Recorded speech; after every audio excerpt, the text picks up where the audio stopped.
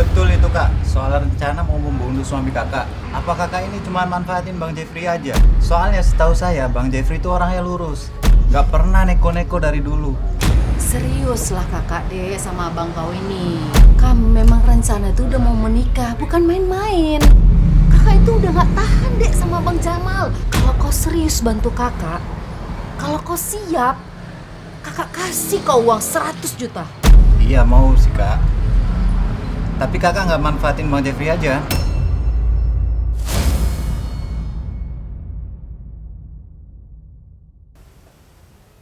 Apa-apaan ini?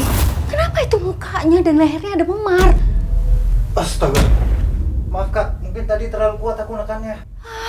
Kalau begini tuh rencana kita tuh berantakan, Reja. Bagaimana kalau polisi mengira tuh dia mati karena gagal jantung? Polisi pasti bisa-bisa menuduh saya kalau begini. Ya, ini kan cuman luka lebam doang. Ntar juga hilang kok. Cuma butuh waktu. Waktu? Kamu pikir tuh saya bodoh? Lebam seperti ini nggak akan mungkin hilang. Kalau dipisum, bisa-bisa polisi langsung mengambil kesimpulan ini tuh pembunuhan. Jadi, rencana kita apa dong selanjutnya nih? Bawa mayat ini, buang jauh-jauh, buat seperti ini kecelakaan mobil. Tunggu. Tapi kita harus ganti baju dia dulu. Karena hari ini hari Jumat, kita pakai baju dia itu olahraga. Seolah-olah dia itu berangkat ke kantor. Jadi alibi saya itu bisa kuat. Ngerti kalian? Ayo. Yaudah, biar aku aja sama Reza yang ngerjain. Mana bajunya? Di lemari. Bentar ya. Pada episode sebelumnya, 3 pelaku yang berkomplot dibuat semakin repot oleh gagalnya aksi sesuai plot. Buru-buru mereka merekayasa penyebab kematian Hakim Jamaluddin yang nyawanya baru saja mereka betot. Skenario seolah-olah korban kecelakaan pun digenjot. Lantas, akankah terungkap kedok serta peran Zuraida sebagai dedengkot? Ayo Reza. Udah sekarang cepat.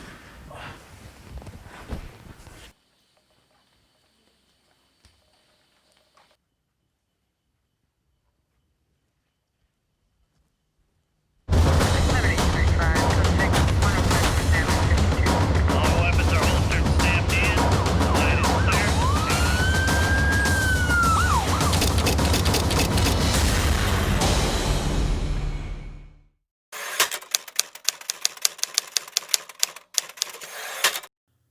Alibi dirancang rapi. Dibuat seolah-olah Hakim Jamaluddin berangkat ke kantor pagi-pagi sekali. Dengan hari itu bagi aparatur negara merupakan hari krida. Pada mayat Hakim Jamaluddin dipasangkan seragam olahraga. Di rumah mereka leluasa beraksi. Lantaran Zuraida telah memutus semua kabel kamera CCTV.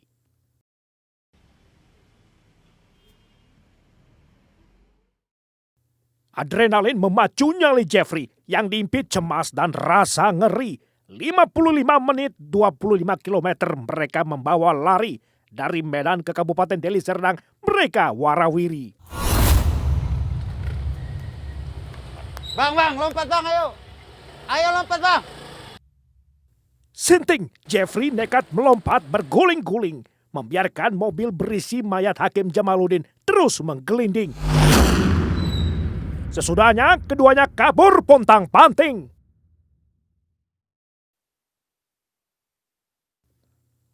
Ketika matahari terik di atas kepala, mobil naas yang menyimpan jenazah Hakim Jamaluddin barulah ditemukan warga. Awalnya dikira kecelakaan, namun terdapat banyak kejanggalan yang menguatkan dugaan mengarah pada kasus pembunuhan.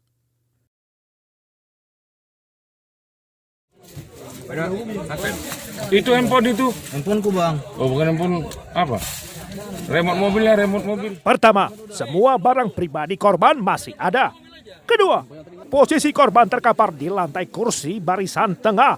Ditambah sejumlah luka lebam ditemukan pada jenazah. Tangan. Sabar, belum bisa kuturunkan. Ayo lanjut.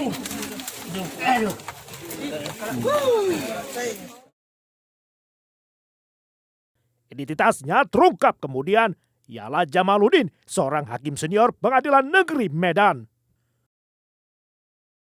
Ahli forensik Rumah Sakit Bayangkara Medan menyimpulkan bahwa korban sudah meninggal dunia 20 jam sebelum mayatnya ditemukan. Hasil pemeriksaan luar jenazah ditemukan terdapat luka lebam atau seperti luka lecet pada bagian hidung korban, diduga kuat akibat penekanan. Dari hasil pemeriksaan organ dalam, penyebab kematian dikarenakan tersumbatnya saluran udara masuk ke tubuh korban. Nyata-nyata kembali menguatkan dugaan bahwa yang terjadi bukanlah kecelakaan, tetapi pembunuhan.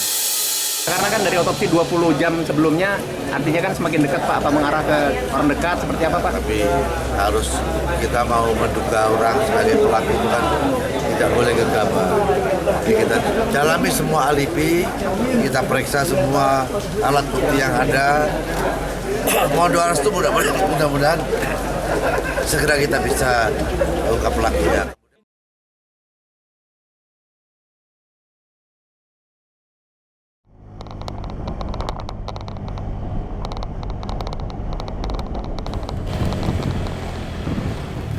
Jajan. Berhenti. Ngapain bang? Nanti kita dilihat warga. Berhenti sini bentar. Berhenti Jajan. Apa pula bang ini? Handphone bikin susah ya.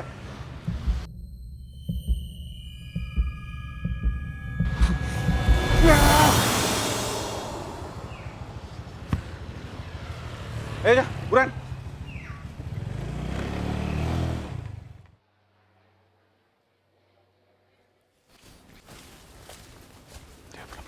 Selangkah lagi untuk menyempurnakan siasat Rajapati, si kakak beradik tiri harus melenyapkan barang bukti.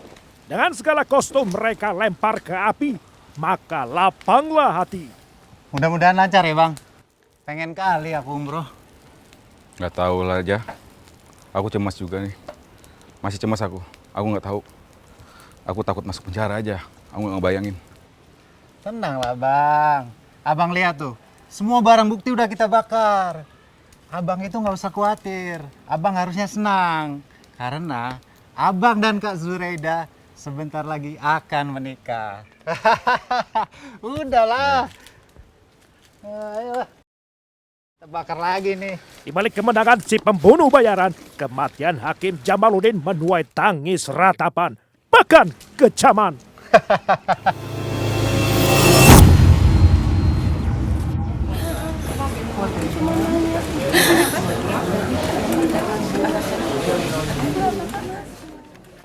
Suasana duka menyelimuti kamar jenazah Rumah Sakit Bayangkara. Kolega serta sanak keluarga tak bisa berkata-kata, terbelenggu lara.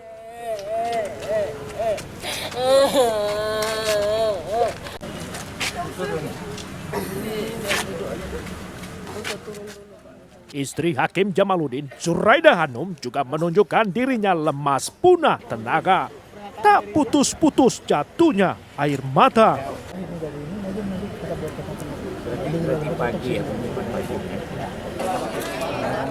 Keesokan harinya, keluarga membawa jenazah korban ke kampung halamannya, pulang ke rumah orang tuanya di Aceh, di Desa Suwakbile, Sukamakmur, Kabupaten Nagan Raya. Tutup kacanya, Bang.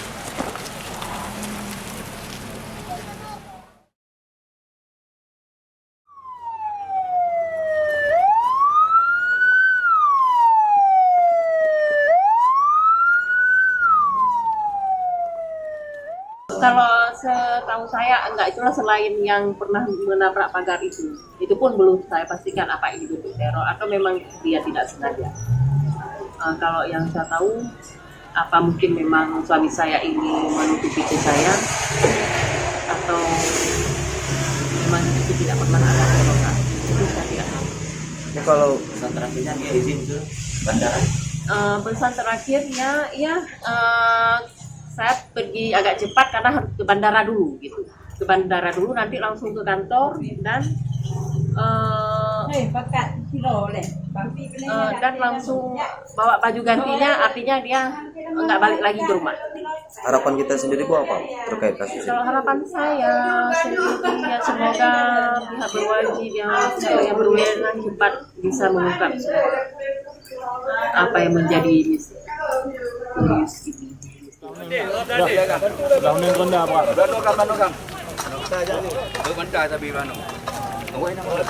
Penyelidikan sudah makan waktu lebih dari 5 pekan, namun polisi belum mengantongi jawaban, sehingga terkesan polisi kelimpungan.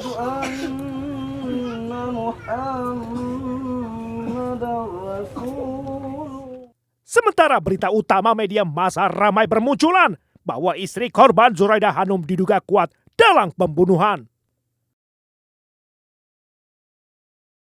Tahu Abang ada nggak masalah istrinya dengan almarhum ini Mas Lama? Setahu kami nggak ada, baik-baik aja, ya harmonis. Tapi lebih tahunya kita nggak tahu juga. Nah, karena selama ini pulang ke sini nggak ada masalah. Keluarga percaya nggak ini yang lagi beredar ini adalah pelakunya lah istri dari almarhum? Bisa jadi, kemungkinan itu bisa jadi. Pak, kalau Bapak itu kan polisi lebih tahu. Ya. Dengan alibi-alibinya. Karena sekarang kan di media-media juga santer berita Pak ya. Ya. Itu ada fakta-fakta bahwasanya apa yang disampaikan dari ibu lain dengan yang disampaikan di pertemuan lapangan. Iya, saya baca di media gitu juga. Ya. Apa yang disampaikan oleh istrinya korban berbeda dengan apa yang disampaikan atau yang temuan di lapangan gitu. Ya kami dari keluarga berharap pelaku secepatnya ditangkap. Akankah polisi mampu membuktikan peran Zuraidah di balik kematian korban? Lantas petunjuk apa yang mengaitkan Zuraidah sebagai dalang pembunuhan? Tunggu jawabannya tetap di Rajapati selepas jeda pariwara.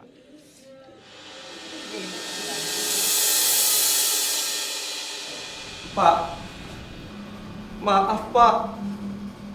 Kenapa saya dijemput, Pak? Anda tenang saja. Kami hanya ingin mendalami soal majikan Anda, Ibu Zuraidah Hanum.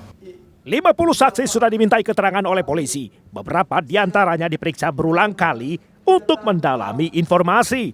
Salah satunya Liber Jonianto Hutasoid, bekas sopir Zuraidah. Apa benar?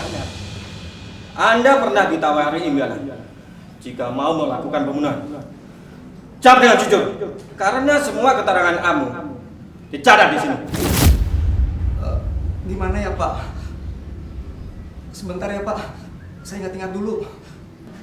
Jangan coba-coba bohong. Katakan saja semuanya.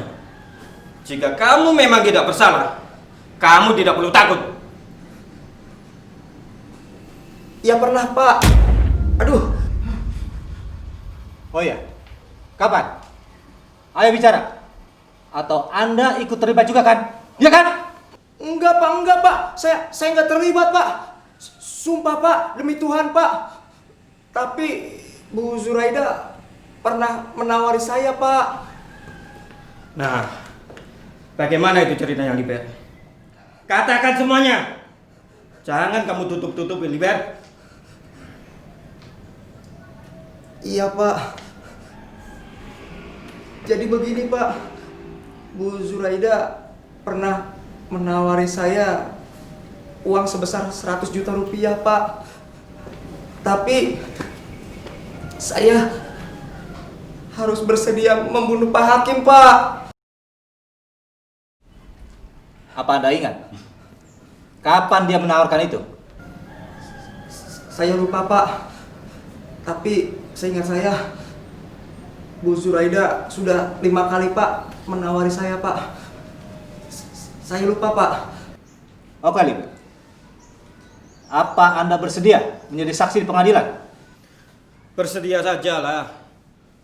Ingat Liber, kesaksian kamu itu sangat membantu dalam mengungkap kebenaran. Dan juga kamu sangat berjasa kepada keluarga korban. Iya Pak, saya bersedia. Bagus kalau begitu. Sekarang tolong duduk kamu bergeser. Kami akan menghadirkan Ibu Zuraidah Hanum.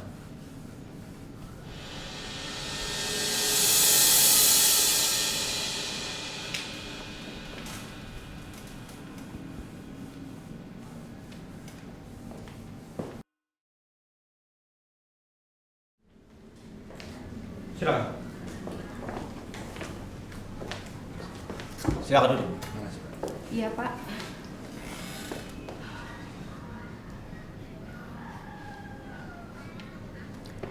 Apakah Ibu sehat untuk diperiksa hari ini? Iya, Pak. Ibu juga didampingi pengacara Ibu. Kami di sini ingin mengklarifikasi sesuatu. Silakan dilanjutkan Pak Penyidik. Klien saya bersedia untuk bekerja sama dengan polisian untuk mengungkap siapa pelakunya. Iya Pak pengacara. Bu Yuraida, di samping Ibu adalah saudara Liber. Apa Ibu mengenalinya? Saya kenal, Pak. Dia supir lepas, bekerja sama saya. Cukup basa-basi. Kita langsung saja. Apakah Ibu juga terlibat dalam pembunuhan suami Ibu? Astagfirullahaladzim. Itu nggak mungkin. Saya nggak mungkin membunuh suami saya, Pak. Itu semua fitnah. Fitnah, Pak. Bu Yuraida, sebaiknya Ibu mengaku saja. Karena saudara Liber sudah mengakui bahwa dia telah ditawari Ibu sejumlah uang 100 juta untuk membunuh suami Ibu. Apa? Liber, tega kau ya? Main asal tuduh-tuduh saja kau. Aku tuntut kau nanti ya. Macam orang suci aja kau. Bongkar semuanya. Bongkar semuanya ponakanmu. Bongkar, Pak ya. Duduk lagi. Ingat itu. Jangan coba-coba berdusta atau mengarang cerita di sini. Ceritakan saja dengan jujur dan apa adanya. Karena itu kemungkinan bisa memperingan hukuman Ibu. Lantas apa jawabannya? Pak, saya nggak bersalah, Pak. Nggak mungkin saya membiarkan anak saya tuh anak yatim, Pak. Itu nggak mungkin, nggak mungkin. Nggak mungkin, Pak. Tolong Ibu tenang. Tenang, Bu. Ibu jangan emosional. Karena pembuktian itu ada di pengadilan, Bu. Benar, Pak. Alibi saya sangat kuat, Pak. Saya bersama anak saya di rumah saya, Pak. Sementara suami saya subuh itu udah berangkat kerja. Saya nggak tahu, Pak. Dia itu mau kemana, sama siapa, dan untuk urusan apa. Saya itu nggak tahu, Pak. Bener, Pak. Baik, Saya Bu. nggak tahu, Pak. Baik. Kami akan catat. Satu persatu penyidik melepas kuncian. Teka-teki perlahan mulai terpecahkan. Dengan metode deduktif dan induktif, penyidik merekonstruksi fakta secara sistematis. Sekali lagi saya ingatkan untuk Ibu dan pihak kuasa hukum bahwa keterangan Anda akan tercatat dan akan digunakan dalam pengadilan. Iya, Pak Penyidik. Bawa mereka masuk. Siap. Untuk mendapatkan pengakuan Zuraida, pihak penyidik akhirnya menampilkan bukti pamungkas mereka, yakni tersangka Jeffrey dan Reza.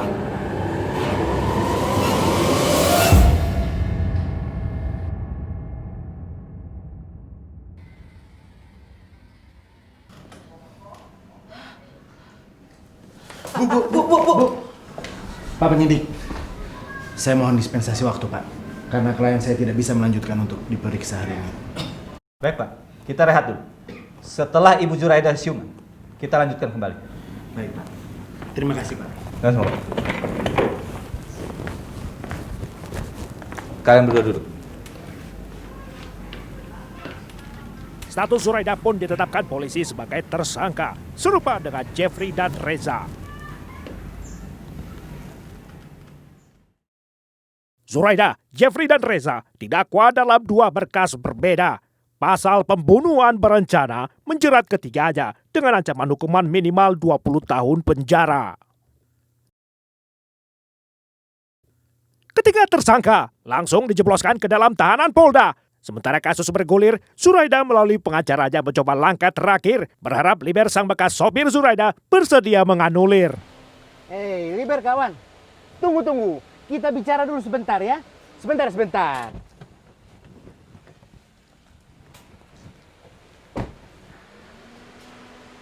Payah kali kau, Bang. Kukira abang polisi. Ada apa, Bang? Sorry, CS. Tadi aku cari kau di kantor polisi, tapi kau tidak ada. Begini, CS. Aku mau minta tolong sama kau. Sekali ini saja. Gimana? Minta tolong apa, Bang? Wah, pasti abang ini disuruh Ibu Zuraida ya? Saya nggak mau, Bang. Tunggu dulu, CS. Tunggu dulu. Kau tenanglah. Begini, CS. Kalau kau bisa bantu aku, kau cabut BAP yang tadi di kantor polisi, aku kasih kau 100 juta. Gimana?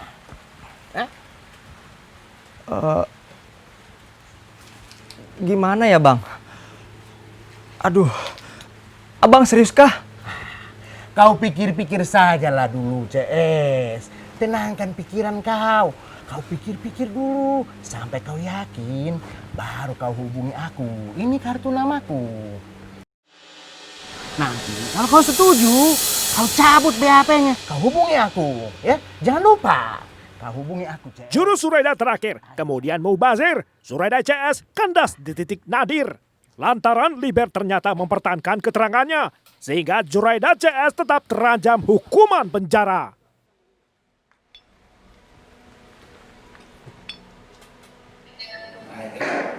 Sidang perkara pidana 9 terdakwa MJ.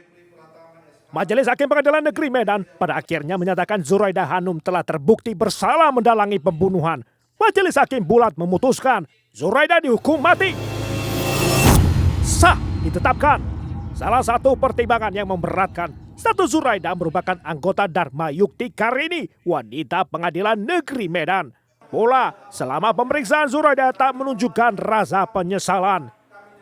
Sementara Jeffrey Pratama diganjar hukuman seumur hidup di penjara, sedangkan Reza Palevi hanya 20 tahun kurungan.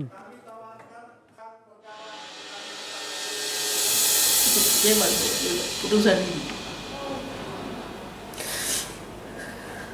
Mereka lebih melihat ke jabatan dia tanpa mempertimbangkan naluri saya sebagai seorang perempuan.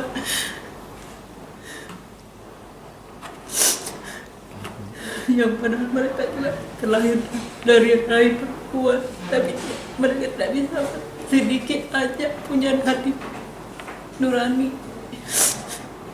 Seolah saya paling bersalah di sini, tanpa sebab apapun saya berbuat seperti ini, seolah seperti padahal udah cukup sakit saya dibikinnya.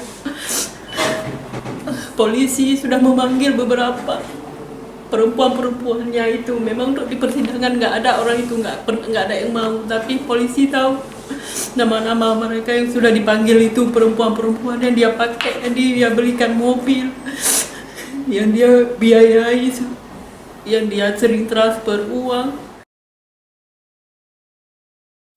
Zuraida menolak putusan, permohonan banding langsung diajukan. Kuasa hukum Zuraida menegaskan tidak ada motif cinta segitiga yang melatar belakangi pembunuhan. Apalagi bila hubungan intim disebutkan sebagai cara Zuraida untuk membujuk Jeffrey menghabisi korban. Selain itu pula, putusan majelis hakim dinilai melanggar hak asasi terdakwa sebab tidak mempertimbangkan anak terdakwa yang masih belia.